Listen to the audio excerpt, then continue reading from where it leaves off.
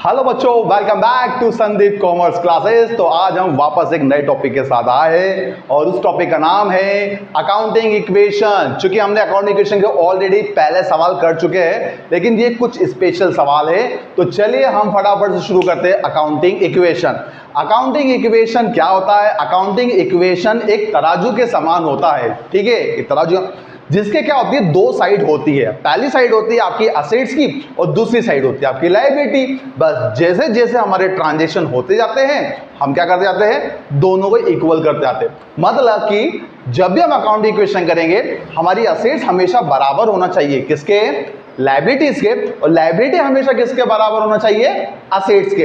तो याद रखिएगा, assets is equal to liability and liability also is equal to assets. तो चलिए फटाफट से क्या करते हैं, एक क्वेश्चन शुरू करते हैं। तो चलिए शुरू करते हैं एक नया सवाल। तो ये रहा क्वेश्चन आपके सामने। क्वेश्चन है आपके सामने, Sanjay has the following transaction, prepare the accounting equation. यहां पर एक पर्सन है जिसका नाम है संजय। हमें क्या करना है, संजय की बुक में कुछ ट्रांजेक्शन दिए गए, उससे अकाउंटिंग इक्वेशन बनानी है। ट्रांजेक्शन नंबर पहला, संजय ने क्या करा है, बिजनेस को शुरू किया है और यहां पर संजय ने 3,50,000 रुपए का इन्वेस्टमेंट किया है। तो यहां पर हम लिखेंगे ट्रांजेक्शन में पहले नंबर का ट्रांजेक्शन है, बिजनेस स्टार्टेड विथ कैश 3,50,000 रुपए। क्या मतलब है इसका? इसका सिंपल सा मतलब है कि संजय ने क्या करा है, एक बिजनेस को शुरू किया है। एग्जाम्पल के तौर पे मान लेते हैं ये है संजय और ये है बिजनेस। अब इस बिजनेस को शुरू करना है तो संजय ने के पास जो भी कैपिटल था वो कैपिटल उसने क्या करा, इन्वेस्ट कर दिया। इसका मतलब बिजनेस के अंदर उसने क्या करे, 3,50,000 रुपए का इन्वेस्टमेंट किया। कहने का मीनिंग ये है कि बिजनेस में जो कैश है वो कितनी होगी, 3,50,000 की कैश होगी। ये पैसा लगाया किसने, संजय ने। ये कहलाएगी संजय की कैपिटल। तो कैपिटल भी कितनी आ जाएगी, 3,50,000 रुपीज की आ जाएगी बच्चों, कैपिटल आएगी। यहां पर पहला ट्रांजेक्शन हमारा कंप्लीट होता है। ट्रांजेक्शन नंबर नेक्स्ट आते हैं हम, और ट्रांजेक्शन नंबर नेक्स्ट में लिखा हुआ है bought goods from Ashok. Ashok से माल खरीदा। ठीक है, कितने रुपए का सर? 50,000 रुपए का माल हमने खरीदा है किससे? अशोक से। तो अगला ट्रांजेक्शन में लिखेंगे हम गुड्स परचेस। क्या लिख देंगे बच्चों यहां पर? Goods purchase. अब यहां पर 50,000 रुपए का माल खरीदा अशोक से। ऐसा नहीं लिखा है कि अशोक से हमने नगद माल खरीदा। अकॉर्डिंग टू रूल जब तक ये नहीं कहे कि हमने नगद माल खरीदा, हम इसको क्या मानेंगे, क्रेडिट मानेंगे। अशोक से माल खरीदा, 50,000 रुपए का माल हमने अशोक से खरीदा। अब यहां पर जब हम गुड्स परचेज करेंगे तो क्या होगा, हमारा जो कैश है उसके ऊपर कोई भी इफेक्ट नहीं पड़ेगा, क्योंकि उधार खरीदने पर ना तो पैसा आता है और ना पैसा जाता है। यहां पर कोई भी एंट्री कैश में नहीं होगी। दूसरा, गुड्स खरीदा है, गुड्स खरीद के हम कहां रखेंगे, उसको हमारे गोडाउन में या बिजनेस में रखेंगे। जब भी हम ऐसा होता है तो हम उसको कहते हैं स्टॉक। स्टॉक खरीदने पर क्या होता है, बढ़ जाता है, और सेल आउट होने पर स्टॉक की वैल्यू कम हो जाती है। फिलहाल यहां पर हमने क्या करा है, माल खरीदा है तो स्टॉक की वैल्यू बढ़ गई। कितने रुपए से? 50,000 रुपए से स्टॉक की वैल्यू बढ़ जाती है। देन नेक्स्ट उन्होंने बोला है कि क्या हमने संजय को पेमेंट कर दिया, सॉरी अशोक को पेमेंट कर दिया? नहीं, अशोक से हमने माल खरीदा है तो हमें उसे पेमेंट करना है। अब अशोक को हमने पेमेंट नहीं करा है तो फिलहाल अशोक जो है वो हमारा कहलाएगा क्रेडिटर्स, लेनदार। पैसे लिए बगैर वो छोड़ेगा नहीं, इसलिए अशोक जो है वो है हमारे क्रेडिटर्स। तो यहां पर सेकेंड ट्रांजेक्शन के बाद न्यू इक्वेशन क्या बनती है, चलिए फटाफट से हम देख लेते हैं कि न्यू इक्वेशन क्या बनेगी। कैश की बात करें तो कैश कितना अवेलेबल है सर? 3,50,000 का कैश है।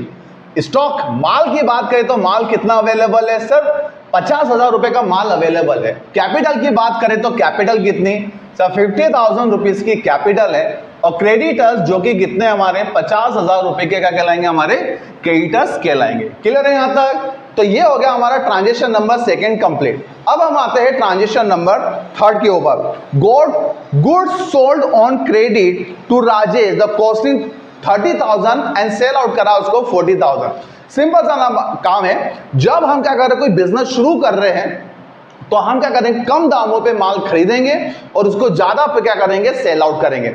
सेम यहां पर लिखा हुआ है कि हमने माल बेचा। किसको माल बेचा? सर राजेश को हमने क्या करा है, माल बेचा है। राजेश को माल बेचा, पर यह नहीं लिखा है बच्चों कि हमने राजेश को नगद माल बेचा, तो हम इसको मानेंगे उधार। क्या मानेंगे इसको? उधार। उधार माल बेचा किसको? राजेश को। माल बेचा है कितने का? सर 30,000 रुपए का माल हमने कितने में बेचा? 40,000 रुपए में सेल आउट करा।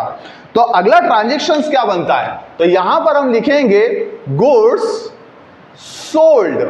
30,000 रुपीज का कॉस्ट प्राइस था, सॉरी 40,000 में सेल आउट करा, जबकि उसकी कॉस्ट प्राइस 30,000 रुपीज दे के रखी थी। तो 30,000 एक कॉस्ट प्राइस और उसको सेल आउट करा है कितने में? 40,000 में। यहां पर साफ साफ दिखता है कि हमें यहां पर प्रॉफिट हुआ। कितने रुपए का? सर 10,000 का प्रॉफिट हुआ। प्रॉफिट से क्या होता है? प्रॉफिट से आपकी जो कैपिटल है वो इंक्रीज हो जाती है। तो 10,000 रुपीज हम क्या करेंगे, यहां पर प्लस कर देंगे, क्योंकि यहां पर 10,000 रुपए का क्या हुआ? प्रॉफिट हुआ। तो हमने 10,000 रुपीज यहां पर प्रॉफिट के बढ़ा दिए। हमने यहां पर माल बेचा। माल बेचने से स्टॉक क्या हो जाएगा हमारा? कम, क्योंकि हम माल बेचेंगे तो स्टॉक कम होगा। अब स्टॉक है हमारा 50,000, यहां पर हम क्या कर रहे हैं? सेल आउट कर रहे हैं। कितने रुपए का माल बेचा? सर 30,000 रुपए का माल 40 में बेचा। इसका मतलब 30,000 रुपए हमारे पास से कम हो गए। 30,000 रुपीज हमने यहां पर लेस कर दिया। अब यहां पर हमने माल किसको बेचा? सर राजेश नाम के व्यक्ति को बेचा। फिलहाल हमें राजेश से अभी पैसे मिले नहीं हैं। नहीं मिले हैं पैसे, मतलब इसका मतलब मिलेंगे नहीं, मिलेंगे आज नहीं तो कल मिलेंगे। और जब तक नहीं मिलते हैं तो राजेश हमारे लिए कहलाएगी डेब्टर्स, और डेब्टर्स हमारी होती है असेट्स। चूंकि असेट्स पहले नहीं थी, अब आ चुकी है, तो राजेश से हमें टोटल कितने रुपए लेने हैं? 40,000 रुपए हमें राजेश से लेने हैं। अब आपसे कोई पूछे कि चलिए बताइए कि इस ट्रांजेक्शन्स को करने के बाद न्यू इक्वेशन क्या बने। फिलहाल कैश में कोई भी चेंजेस नहीं है। 3,50,000 पहले भी थे, अभी भी 3,50,000 है। हाँ, हमारा जो स्टॉक है वो कम हो गया है, और कम हो के अब स्टॉक कितना रह गया है? 20,000 का। और डेब्टर्स की बात करें तो हाँ, हमें अभी मार्केट से पैसा लेना है उन लोगों से, और कितना लेना है? 40,000 रुपए। कैपिटल हमारा प्रॉफिट बढ़ जाता है, और प्रॉफिट अब हो जाता है कैपिटल सहित हमारा प्रॉफिट कितना हो जाएगा? प्रॉफिट सहित हमारी कैपिटल कितनी हो जाएगी? 3,60,000 रुपीज। देन क्रेडिटर्स कितने हो जाएंगे? सर क्रेडिटर्स हो जाएंगे यहां पर 50,000 रुपीज के क्रेडिटर। इन दोनों की अगर हम वैल्यू की टोटल कर लेते हैं तो 4,10,000 रुपीज, और इधर की भी टोटल कर ले तो कितना आ जाएगा? 4,10,000। मतलब यहां तक कि हमारा सवाल क्या चल रहा है? सही चल रहा है। चलिए अगले ट्रांजेक्शन पे आते हैं, और बहुत ही बढ़िया ट्रांजेक्शन है कि यहां पर हमने फर्नीचर खरीदा है, वो भी नगद। कितने रुपए का फर्नीचर खरीदा है? सर 10,000 रुपीज का फर्नीचर यहां पर क्या करा? हमने परचेस किया है। तो ट्रांजेक्शन में लिखेंगे हम फर्नीचर परचेस। क्या लिखेंगे बच्चों? Furniture purchase. यहां पर हमने फर्नीचर खरीदा है। कितने रुपए का फर्नीचर खरीदा है? फिलहाल हमने यहां पर फर्नीचर खरीदा है 10,000 रुपए का फर्नीचर खरीदा है। फर्नीचर खरीदने से क्या होता है? सर नगद फर्नीचर खरीदा है तो ऑब्वियसली यहां पर कैश कम हो जाएगी, और यहां पर कैश कम हो गई कितने रुपए से? 10,000 से। क्यों?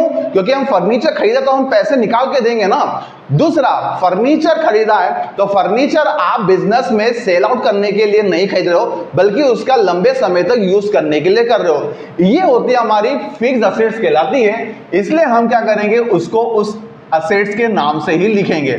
फिलहाल फर्नीचर अभी तक नहीं था, अब फर्नीचर आ गया है, तो 10,000 का फर्नीचर। अब यहां पर फर्नीचर खरीदना हमारे लिए कोई एक्सपेंसेस या लॉसेस नहीं हुआ है, इसलिए यहां पे कोई चेंजेस नहीं आएगा, और ना ही हमारा गुड्स है ना ही हमारे डेब्टर्स है। अब आपसे कोई पूछे कि चलिए इस ट्रांजेक्शन्स को करने के बाद नया इक्वेशन क्या बना, तो सिंपल सा लॉजिक है। अब आपके पास जो कैश है वो अवेलेबल है, कितनी? कम हो गई 10,000 से। अब आपकी जो कैश है वो है 3,40,000 रुपए। देन उसके बाद 20,000 रुपए का आपका स्टॉक एज इट इज रहेगा। डेब्टर्स अभी भी आपके एज इट इज रहेंगे 40,000 के। एंड नेक्स्ट फर्नीचर यहां पर आ जाता है बिजनेस में, फर्नीचर की वैल्यू जाएगी 10,000 रुपीज, और कैपिटल में कोई चेंजेस नहीं हुआ है, as it is. And creditors में भी कोई चेंजेस नहीं हुआ है, एज इट इज आ जाएगा। तो यहां तक की इक्वेशन आई होप आपको समझ में आ गई होगी। तो चलिए हम नेक्स्ट और मोस्ट इंपॉर्टेंट इक्वेशन के ऊपर आते हैं। Cash paid to Ashok in full settlement 48,000। यहां पर आपको याद होगा हमने क्या करा था, गुड्स परचेस किया था। किससे सर? अशोक से। हमें अशोक को देने हैं कुल मिला के कितने रुपए?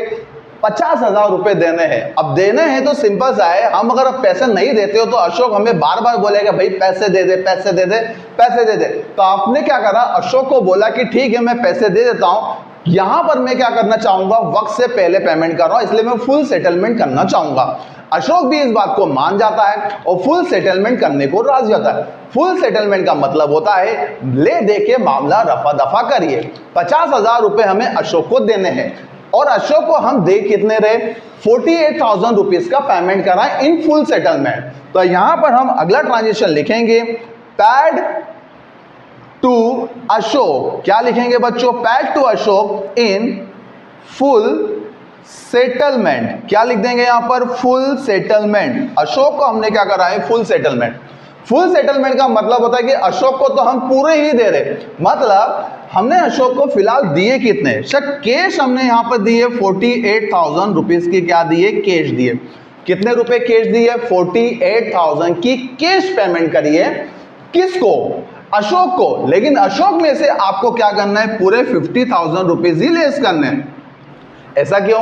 ऐसा इसलिए कि अगर आप यहां पे 48,000 लिखते हो तो 50 में से 48,000 जाएंगे तो बचेंगे फिर भी कितने? 2,000 रुपए।